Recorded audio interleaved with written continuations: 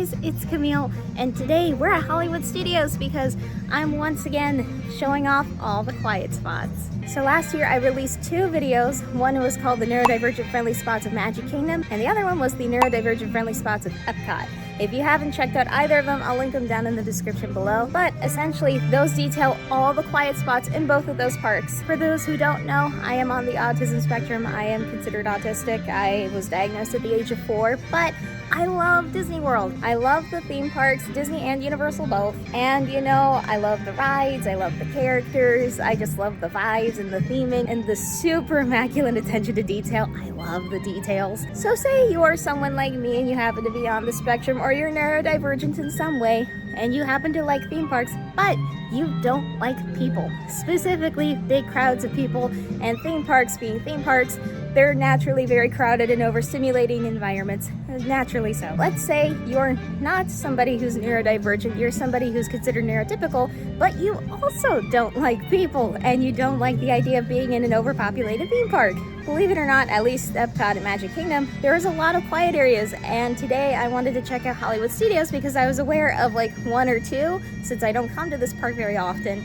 But Disney has a list detailing all of the quiet spots specifically for their neurodivergent guests that you can check out on their website. That will also be linked in the description below, and I'm going to flash the list on screen here. Magic Kingdom is the park that I frequent the most often as a local, and Epcot is the park that I frequent the second most. Hollywood Studios is probably the 3rd most, and Animal Kingdom I hardly visit ever at all. But the funny thing is that I think, you know, after visiting the parks as often as I do, I think Hollywood Studios is my least favorite park. But regardless, there are some quiet spots here, some really good quiet spots. So this video is dedicated to all of my neurospicy friends out there, to all my introverts out there, and to anybody who's just looking for a place to get away from the chaos, recharge, and then get right back into having fun. So without further ado, we're actually in quiet spot number 1, and it's the one on Echo Lake. So you're gonna come down Echo Lake, and you're gonna walk past 50's Primetime Cafe, and you're gonna come up to this building, and you're gonna turn the corner.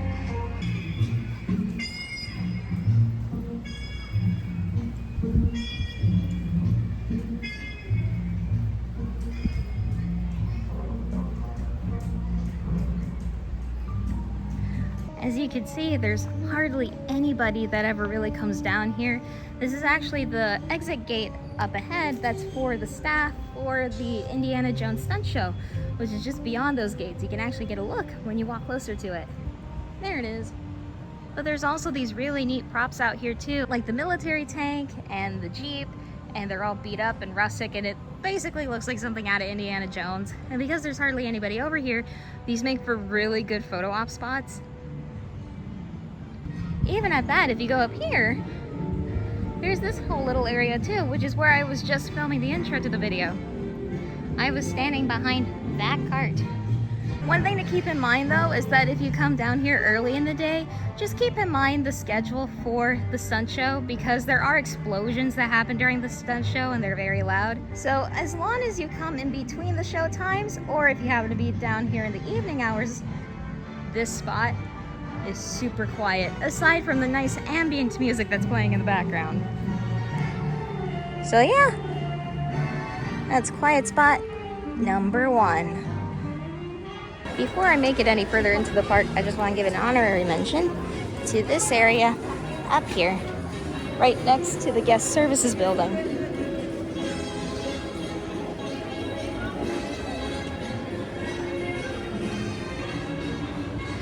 This is where they typically have character palooza, and other than that, no one's ever really over here.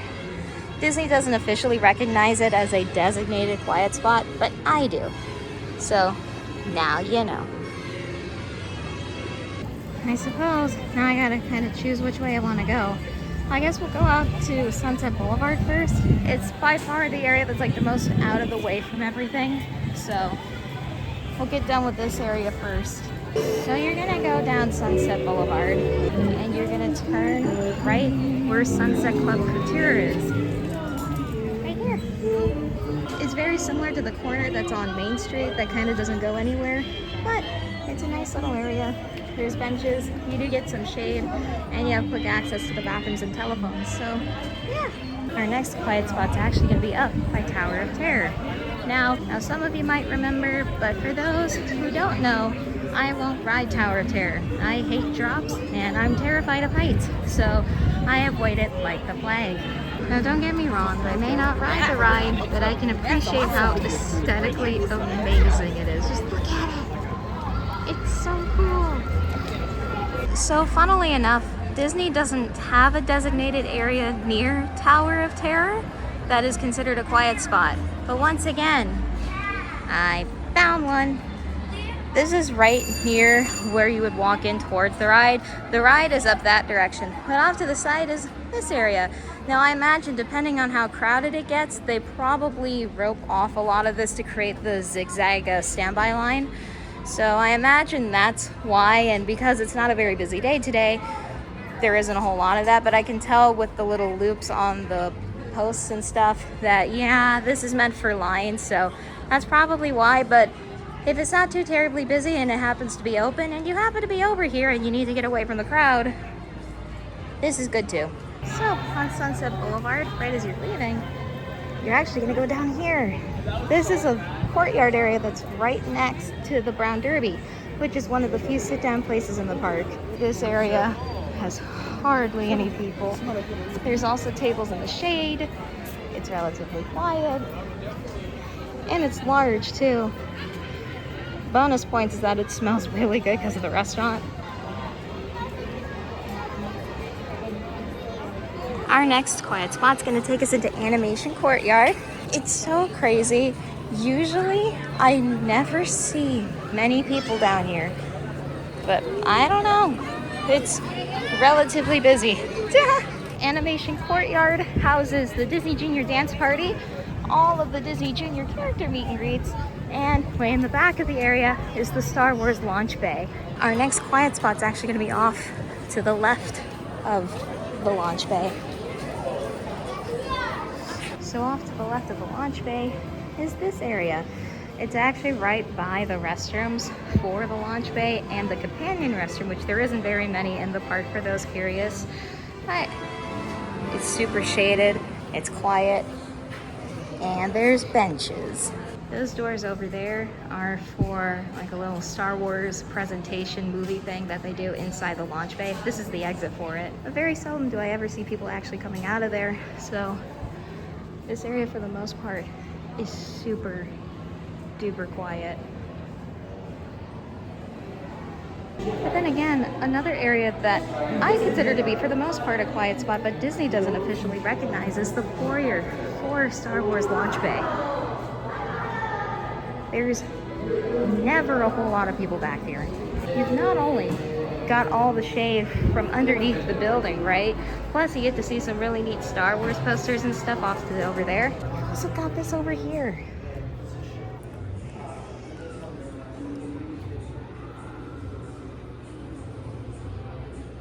It's literally so tranquil back there. I didn't even want to talk because there was a lady reading and I didn't want to bother her. But yeah, super quiet. I will say this though, avoid the Launch Bay at all costs if you're going to be down here between the dates of May 4th to May 7th. If you're a Star Wars fan, you will know why. And if you're not a Star Wars fan, that's because that's when the May the 4th day happens, and then they come up with different names for May 5th and then May 6th. I think it's Return of the 6th is for May 6th. But yeah, this park gets super duper crowded during those days, and this is the only time I ever see the Launch Bay chock full of people. So you have been warned. This is the Walt Disney Presents Building, and it's my personal favorite quiet spot in Hollywood Studios. This small museum that also houses the live-action Little Mermaid meet and greet and the One Man's Dream short film is rarely ever occupied, as you can see here. It's nice and quiet, it's air-conditioned because it's inside, it's dimly lit. The music that plays inside the building is also very soft and it's not overbearing. And usually my favorite part about it is all of the history that's inside the building. There's so many different display cases and photos that talk about the history of the animation studio, some of the different techniques that were developed by the Disney company for animation and what eventually led up to the theme parks being built, lots of fun dioramas, and all kinds of different props and things from the movies and the parks, including this Unholy Nightmare fuel.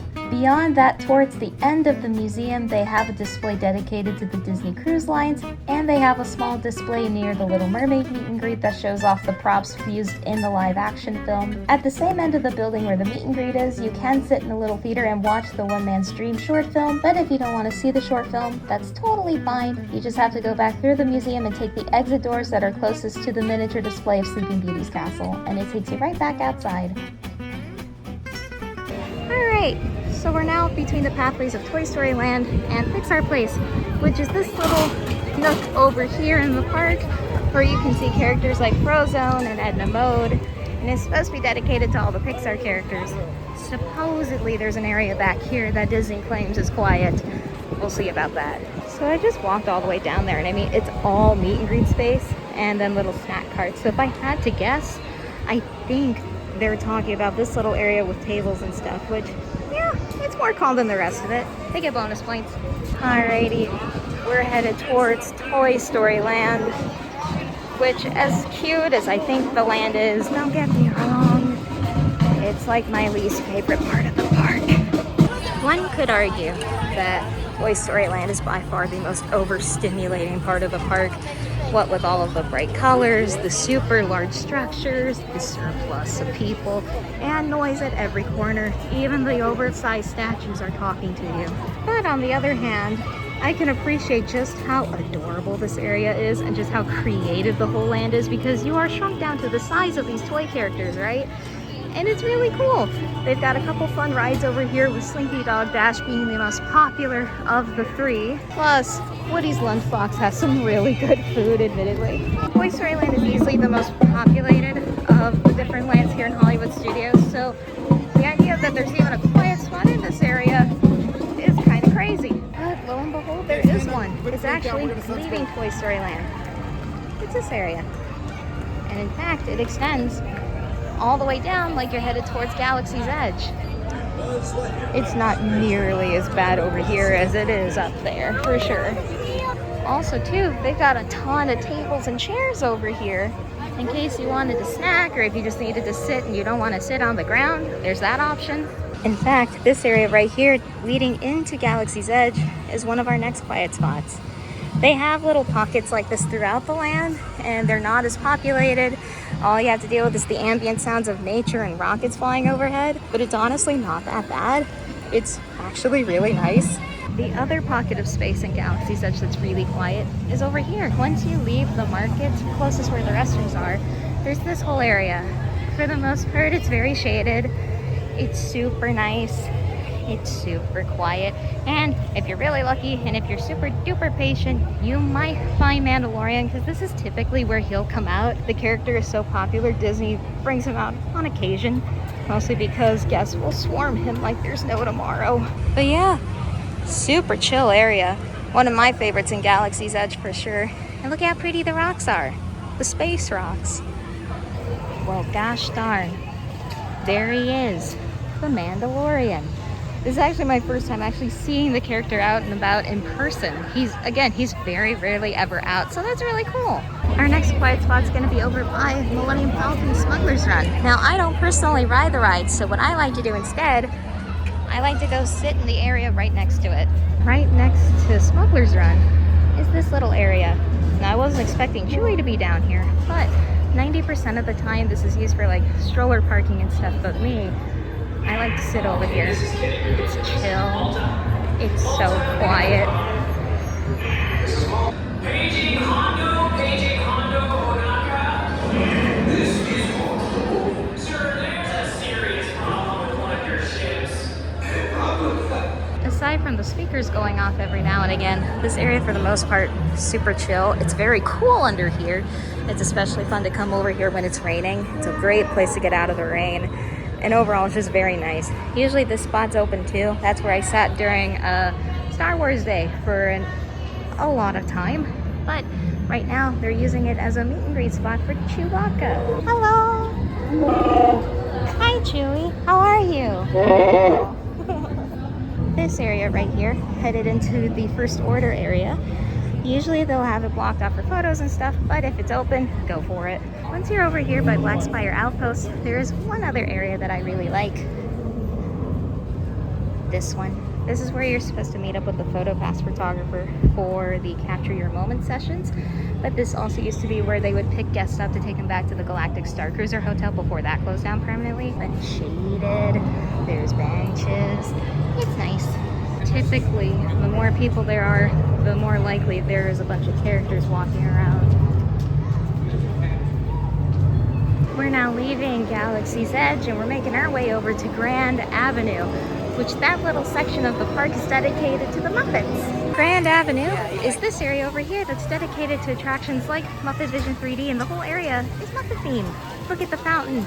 She's beautiful. So when you walk further into Grand Avenue, you're gonna turn over here, and between Muppet Vision, you're gonna head down like you're gonna go to Mama Melrose, which is the Italian place. This whole area, peace and quiet, with the exception of the ambient music that plays back here. There's a lot of really cute photo ops back here.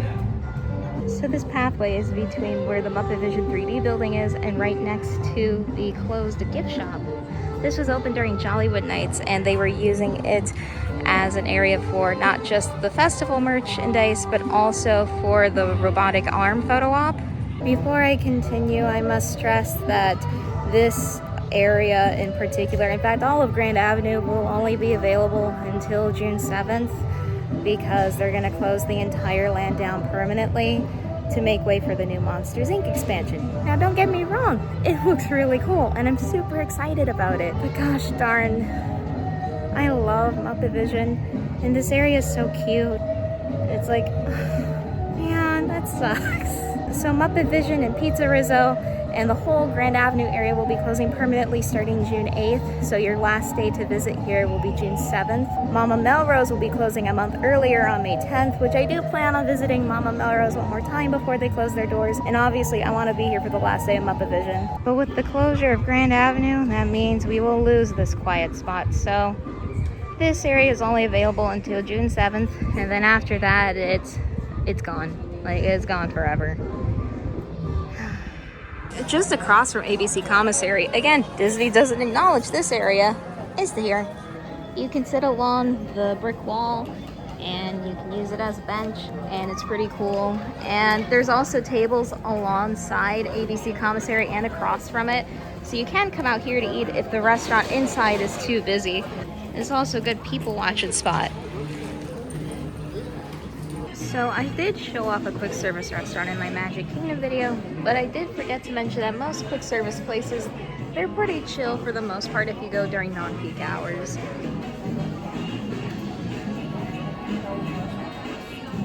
So I was just making my way back up here because now we're back in the center of Hollywood Studios where Chinese theater is. And I just realized after looking through my phone and stuff, that was it. Grand Avenue was the last area. What? I guess I was a little shocked. I guess I was under the assumption there was more areas than what I just showed off, but nope, that was it. And there was quite a few that weren't even on the official list. I'll flash the list up here again, and I showed off all of these areas, and then I think I showed off like 3 or 4 that aren't even included on this that I think ought to be because they're just as good. I don't know, I guess now I'm just kind of sitting here and I'm like, what do I do now? I guess I really wasn't expecting to be so few areas in this park. And maybe that's why I consider it my least favorite deep down in my subconscious, you know? So I guess, yeah, those are all the quiet spots. There isn't a whole lot of them, and again, we're gonna be losing the one in Grand Avenue here in a few months. But, you know, they are really nice. A lot of them, it was my first time seeing some of these areas, and I like them. I think the only one that I really didn't care for and really didn't understand was the one over by Pixar Place. There was just a lot of people over there, and it's like 90% of that space was utilized for meet and greets or little snack carts, so unless they're counting the tables, which, okay, that's providing they're available, because I can't imagine what it's like when it's actually like super busy here. Because for context, it's January 29th as this is being recorded, and it's not nearly as busy as what it would be normally. This park tends to get really packed really fast, which is another one of the reasons I avoid it so often. But honestly, it's not even that bad today, but there was even still some areas where it was just like they were very people-y. So I don't know how all that one would be, but I do highly recommend all the ones in Galaxy's Edge. I do really like that little pathway between Galaxy's Edge and Toy Story Land. I really like that area over by Echo Lake. That's probably one of the best ones because literally no one's over there. And Grand Avenue for the time being. I love that Muppet area so much, and it's so sad that that whole area is gonna go, but I'm especially sad that quiet area is gonna go too. Oh, it's the boat. I didn't know it did that. I know not everybody thinks this kind of information is important or at all helpful, but I do hope that this is helpful or informative to those who do need it, or for those who would appreciate the knowledge. I utilize these areas when I do come to the parks. I'm not in Hollywood Studios very often, but it's nice to know that there are a couple extra quiet spots that I can check out when I'm in other areas of the park whenever I do come down here. I really do enjoy making these kinds of videos because I do like sharing these tips for people who are like me, or if you have loved ones that are also on the spectrum, or even if you're not on the spectrum, if you're considered neurotypical, it's just nice to know that there's areas where you can escape the chaos for a little bit before you get right back into it, you know? I do enjoy making these ones because they do mean a lot to me, and I hope that it means a lot to somebody out there, you know? So thank you guys for watching. Be sure to tell your friends and family about the channel. And if you guys have any questions, or if you just want to say anything at all, feel free to leave them down in the comments. I do always read them. I'll see you soon. Bye. Okay, wait. I found one more area over here. This is right next to the Lightning Lane entrance for the Frozen sing-along. But this area is usually not too bad either. Again, you can sit along the walls, and there's tables. This is fine. Why don't they count this?